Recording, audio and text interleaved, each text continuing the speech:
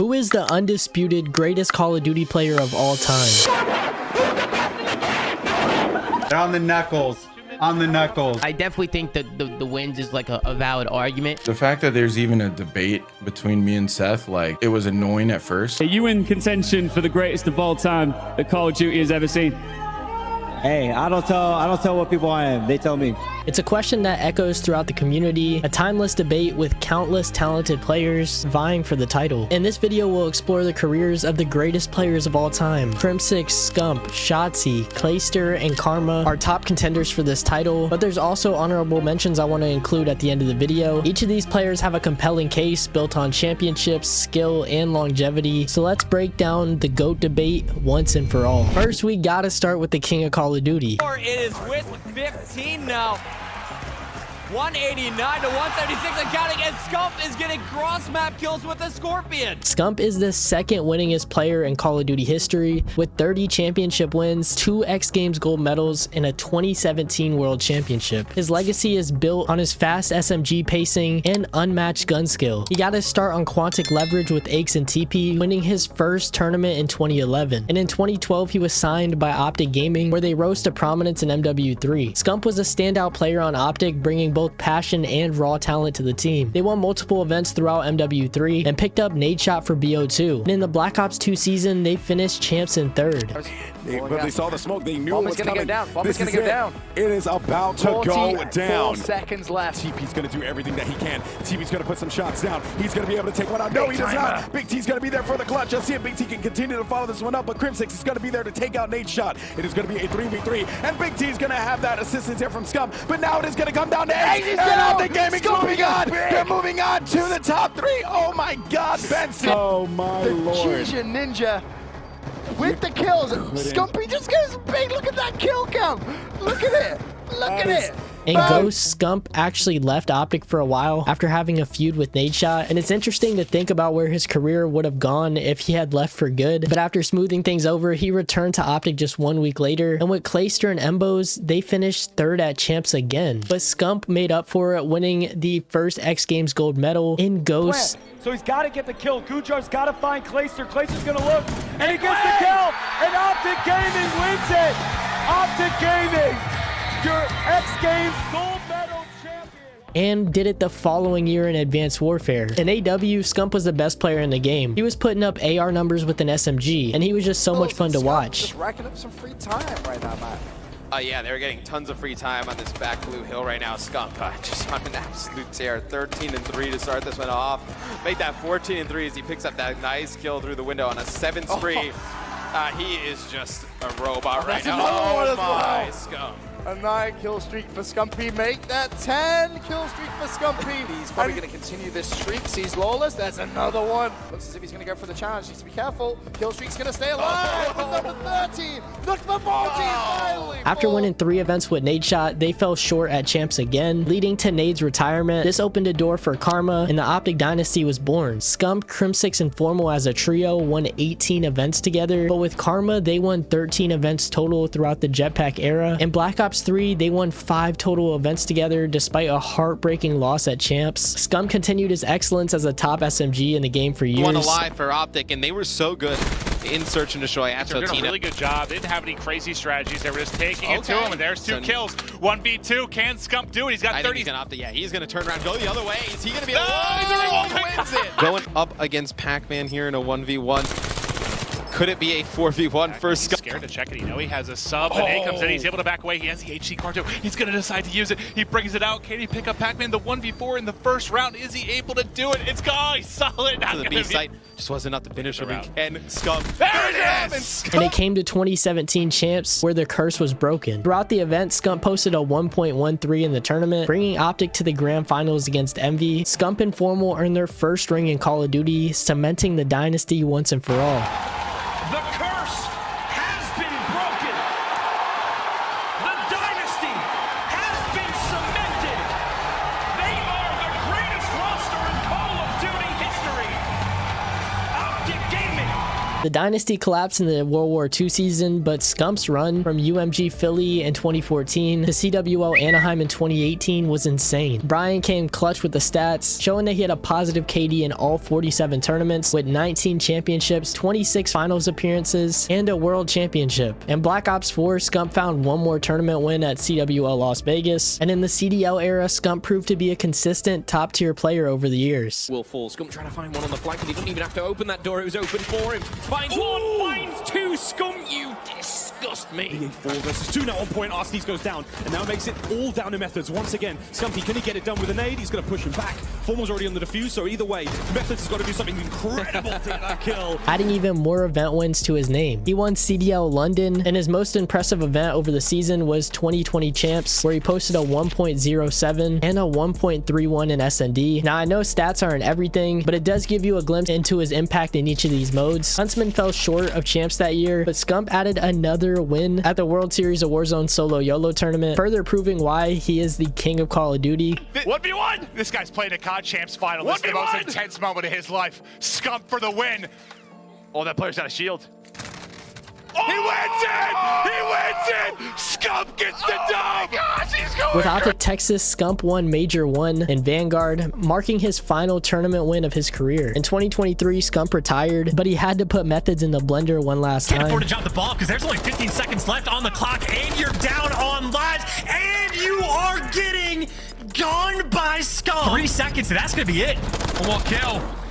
Take care of him. Can Zinni get that? No, he caught. What's crazy about Scump's career is he has won at least one event over 10 different Call of Duty titles. In his prime, he was the best player in the game, and he has done so much for the COD space outside of his stats and tournament wins. He has an average of a 1.1 KD at Champs with a 31-11 win-loss. This makes a strong case for him to be considered a GOAT in this debate, but let's take a look at his former teammate first, the winningest player of all time. Injuring everyone, forcing their retreat, and then hunting them down. The triple in this round from Crimsix, and Clayster steals the ace. Crimsix is the best player in the world at Call of Duty. Crimsix makes the best argument for greatest of all time. 38 tournament wins, 3 champs rings, and 1.4 million earned over the course of his career. And like I said, he was teammates with Scump on the Optic Dynasty, and in many ways, they built their legacies together. But before joining Optic, Crimsix was already a successful player. Competing in his first tournaments in 2009, Crimsix found a spot on Complexity after playing Halo for a time. Complexity quickly rose to become one of the best teams in the game with Aches, TP, and Clayster. Crimsix found his first tournament wins in Black Ops 2, dropping a 1.22 over the season.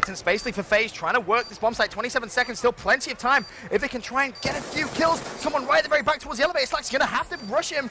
Hasn't got much choice. Is the kill gonna come down? Crim turns on him. Now it's gonna be basically a 1 versus 1 against Crim. Can he find the kill? He's behind him, 30 seconds left. He's there. Crimsix goes. Looking through his events from Black Ops 2 to Advanced Warfare is insane. In Ghost, Crimsix remained a top player in the game. While he mostly ran an AR, he excelled as a flex player. Oh my god, Crim's starting to heat up with this sniper. He's not using incog on. Oh my god, that's 3. He's going for it. Look at him, and he's gonna do it. That is gonna be here where this player is, and he's got one pushing here. He is able to take him out. Will he make it 2? And he today, it's Sunday, we're gonna call There's a quad. Stepping up wherever his team needed. At Ghost Champs in 2014, Complexity dominated the tournament, winning Crimsix's first ever Champs ring. But ultimately, Complexity is going to be able to pull it out, and they are going to be crowned your 2014 World Champion winners here. What an amazing play by them. I mean, look at these guys.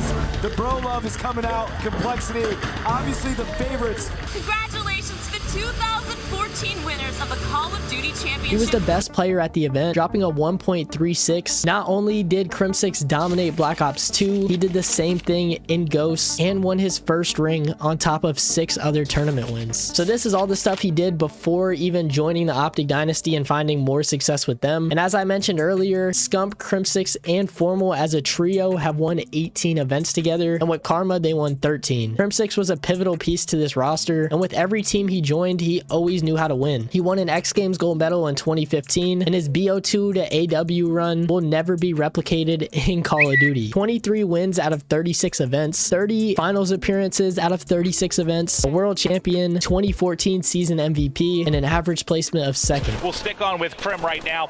See if he's able to pick up some kills, get shots in, able to pick up one, trying to cover inside the glass, able to get 2, and this is the Crim we need. One more out to his right. Can he get a 3rd? I believe a teammate actually cleaned that up, but he's going to keep it rolling. 3 straight for Crimsix. 4th in the back, able to get it.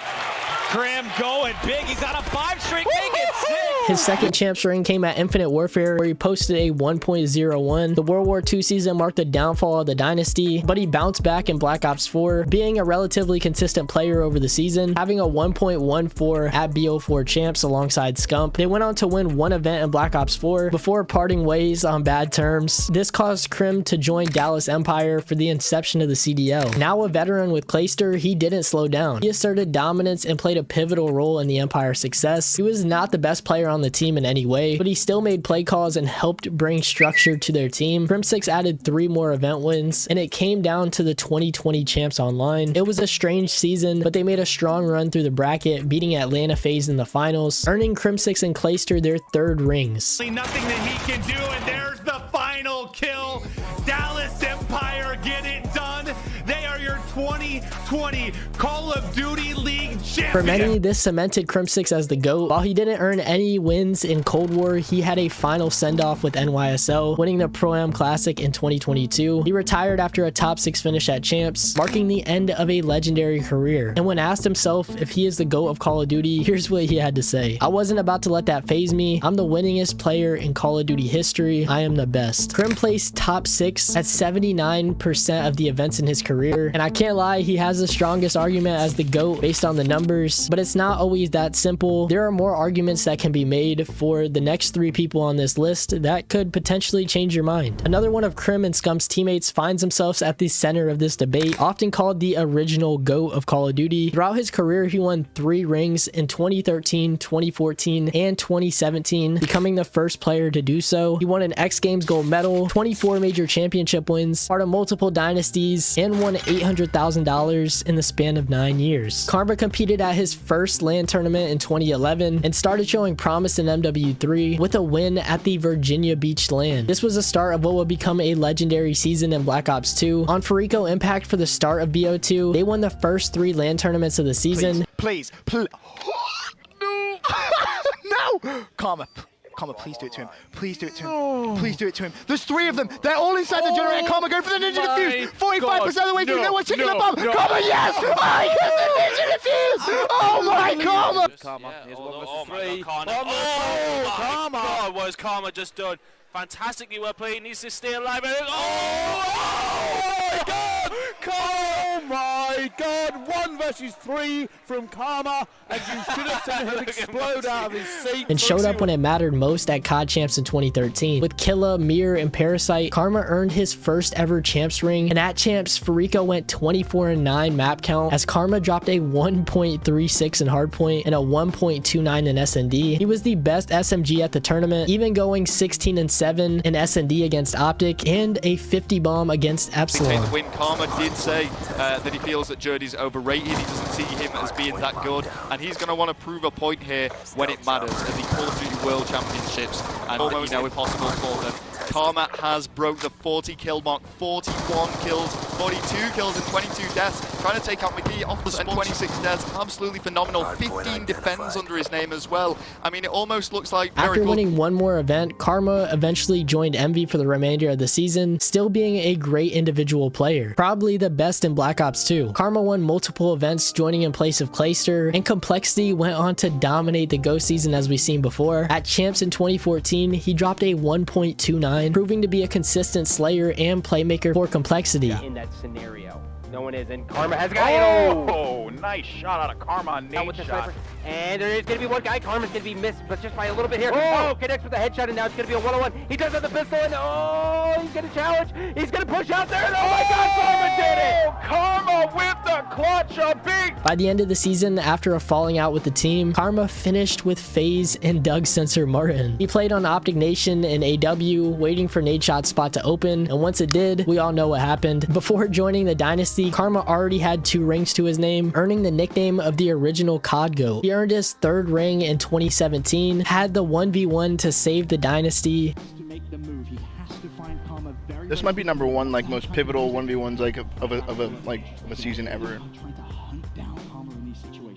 Because if Damon would have lost this, I would have been gone. I would have left, and I would have went play for LG, I think.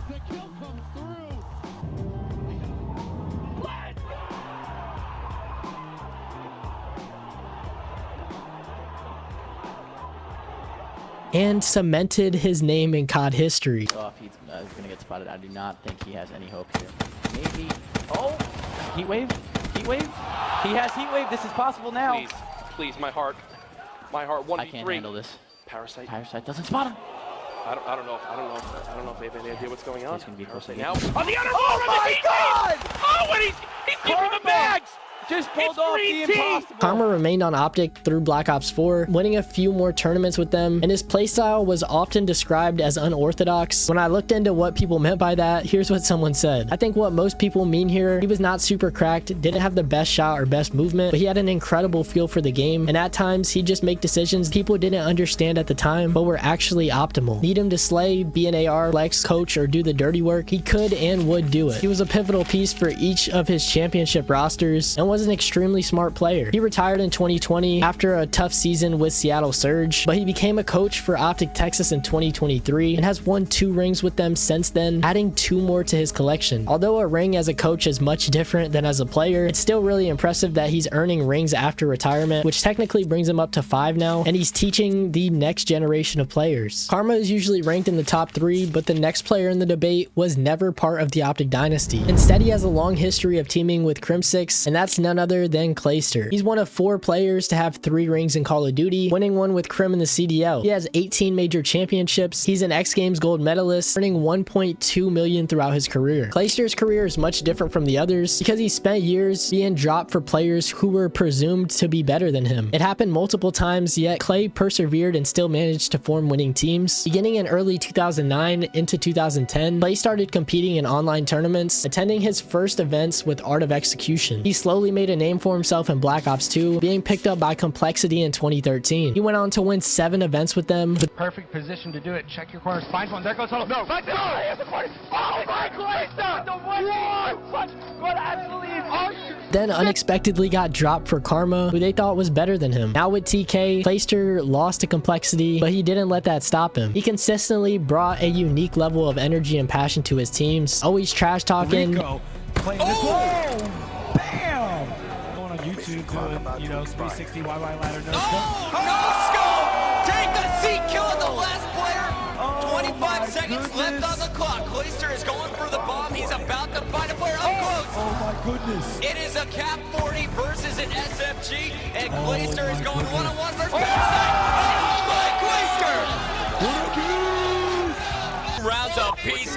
That is the momentum that Unite has behind him. Wow. And that level of passion has even stayed with him as a coach today. As a rising star in the league, he was recognized by his teammates for knowing what it takes to win. Clayster was a top-notch main AR, serving as a solid anchor for his team and earning a reputation for himself. He joined Optic Gaming and Ghost, winning an X Games gold medal before leaving ahead of the Advanced Warfare season. Outside of poor placements, he was rising to become a top AR in the game, and when he joined Denial in the second half of the season, he became the best player in the game. Duo taking over the middle lane, and you're going to see Clayster charge in.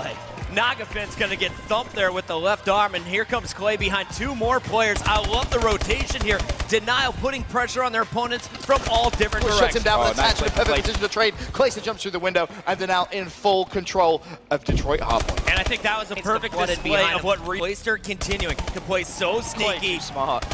He wants this ring so bad. He's on a 10 kill streak, Chris. And he is in the grand final. over. It's kind of debated between him and Scump on who is the best player throughout the Advanced Warfare season, and there's honestly an argument for both. But with multiple top 2 finishes to start the season, they went on an incredible Champs run to win Clayster's first ever ring. At Champs, he led the event with a 1.24 and provided much needed leadership for Denial. From AW Champs to the end of Black Ops 4, Clayster didn't win a single event. After 1,400 days, Clayster finally won an event just ahead of CWL Champs. They're gonna come back into the Tempest and they're gonna get shut down. Clay looking for more. He's getting him down. Clay down one. And Clay comes all down, but Karma not in time. But he's been sniffed out.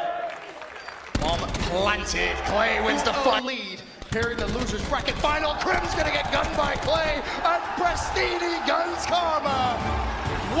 Now with Simp and Abizi in the lineup, they made another incredible tournament run where Clayster was the anchor holding it all together, dropping a .98 while the Tiny Terrors went rogue. They get all in here. It's on Octane. It's on Slasher. United do it. They go back to back. Clayster teamed with Crimsix and other emerging talents after this season, winning 2 additional events in Modern Warfare before becoming a back-to-back world champion in August 2020. Clay was actually dropped the next day because COD shifted to 4v4. Now searching for a new team, Clay joined NYSL, where he didn't find further success before being released by Crimsix again during the Vanguard season. Clayster spent time in Challengers before joining lower-tier CDL teams. Although he still showed glimpses of potential in his final years, it never translated to any wins for the remainder of his career. After a poor stint with Carolina Royal Ravens, Clayster decided to hang up the sticks. He now coaches the Vegas Falcons and teaches the next generation of players. When asked about the GOAT debate, here's what Clay had to say himself. I mean, this can be your clickbait, but I do think I'm the second best player of all time. I think there's only one person I'll put above me. And who is that?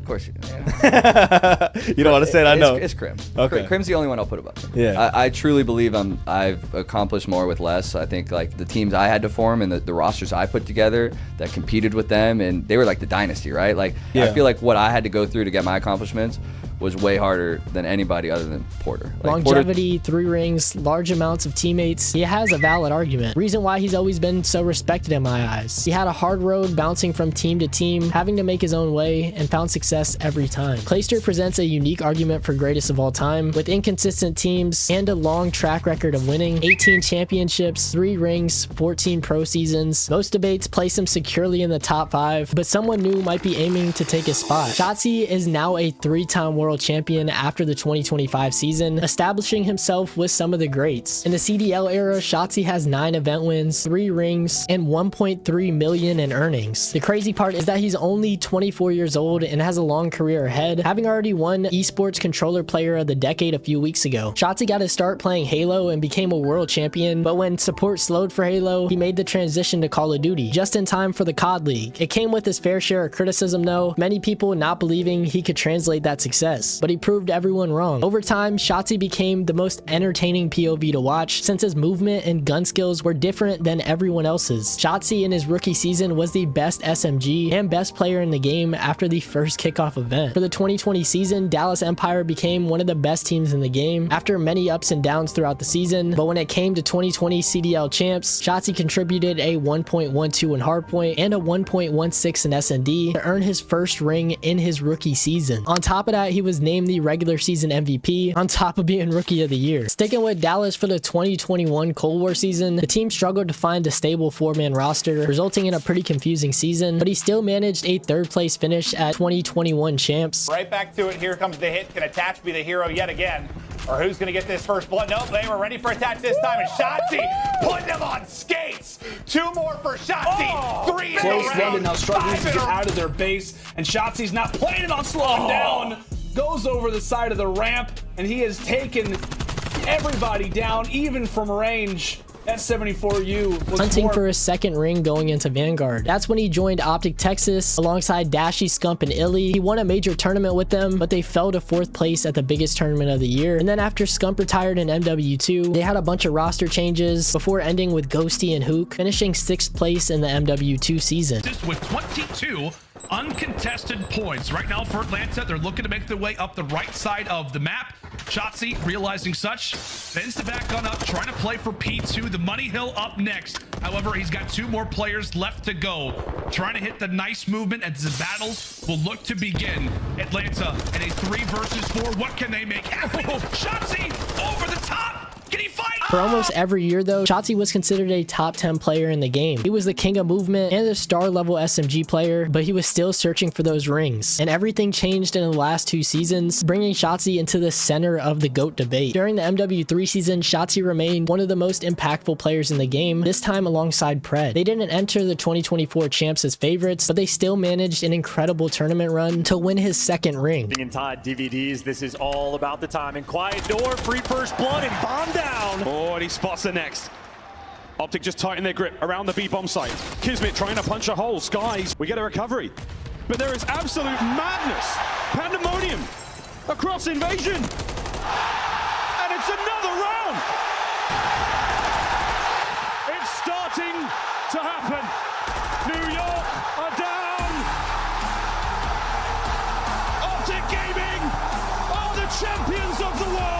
They even won a major in Toronto for the first time since Vanguard, and just as things were looking up, the Black Ops 6 season was a roller coaster of emotions, as they were the worst team in the game for the first half of the season, but then Optic became the best for the latter half of the season after picking up Mercules and Hook. This season, they created history, with Shotzzy being a top 3 player in the game. From the front, yeah, there's no need to hit a route through middle. Let's just stack it up, play the trade fights, because all of Optic are funneling their way through the front, and Shotzzy is able to line up 3. Down, though. There's 30 seconds on the round. Spiral check. 1v1.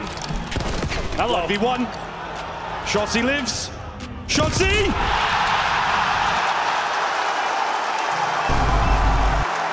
Shotzzy still alive. He's been here for a minute. A New York minute. He cannot be stopped. Shotzzy, unbelievable. Undeniable.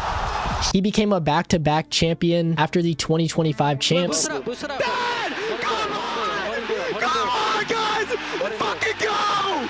Let's go! And went back-to-back in BO6, winning the Esports World Cup. In both of these tournaments, Shotzzy was the driving force and playmaker who pushed them over the edge time and time again. He has become one of the most captivating players to watch in the new era of Call of Duty, and this was a historic season to say the least. Now a 3-time COD champion and 4-time FPS champ, when he's asked about being the greatest, here's what he had to say. Are you in contention for the greatest of all time that Call of Duty has ever seen? Hey, I don't tell what people I am. They tell me. That's right. That's right. Spoken like a pro. While I don't think that Shotzzy is the greatest of all time, he is definitely the GOAT of the CDL era. He continues to climb the rankings, and I believe he's climbed into the top 5 in this debate. Not everyone thinks so, but I think he's in close contention with Formal. But those are the most discussed names in the greatest of all time debate. But there's some players who are still involved in the conversation, hovering around the top 5. So I had to do some honorable mentions of players with legendary careers in their own right. And of course, I got to start with Formal. He was a big part of the Optic dynasty, one of the most skilled FPS players ever. He had 23 event wins, a 1.2 champs KD, $800,000 earned, and a 1.44 at Infinite Warfare champs in 71 pro events. I'd say that Formal is probably the greatest of all time when it comes to FPS games, because he switched between Halo and Call of Duty. But in Call of Duty alone, I think at best he could be like top 5. Aches was part of the Complexity dynasty with 2 rings, 27 finals appearances, and 20 tournament wins in 70 pro events. Definitely changed the game in the early days. JCap has 9 tournament wins. He's a 2-time back-to-back world champion, winning in 2015 and 2016 with an average placement of 6th in 81 pro events. And last, we got Simp, who has 11 event wins, 2 champs rings, 1.8 million earned, and he still could enter the top 5 depending on how the rest of his career turns out. The same could be said for Abizi. But now that I've gone through their careers and stats, let's see what the fans and other pros have to say. Scump is the best player of all time. Crimsix is the greatest player of all time. GOAT, Crimsix. Best player mechanically, Scump. Smartest player, Karma. Crimsix is the GOAT. There is literally zero debate from any notable figures in the scene. The only people who think otherwise are Scump fans. Spots 2 and 4 on the GOAT list can be ordered in any way you'd like, and it would have a legitimate case. The only spot which has been cemented is Crimsix at number 1, at least for the next few years. Here's what Scump himself thinks. I'll say I think he's the GOAT. I even asked the same question back in May to you guys, and here's the response I got, with 49% saying Scump is the GOAT. And last, here's what other COD pros thought about it. Who's your COD GOAT? Is it Karma? Probably Crim. Crim's accolades are just crazy compared to like everyone. Seth retiring now solidifies Crimsix as the GOAT. I gotta go with Karma. I know he has five rings. I would say Crim. The overall GOAT of COD is probably Scump, but like the competitive COD GOAT is Crimsix. Think off wins, you gotta go Crimsix. I think Scump, raw talent, his personality, and obviously he's a fellow SMG player, so I'm biased. So. Crimsix. Crim. Give me Clayster.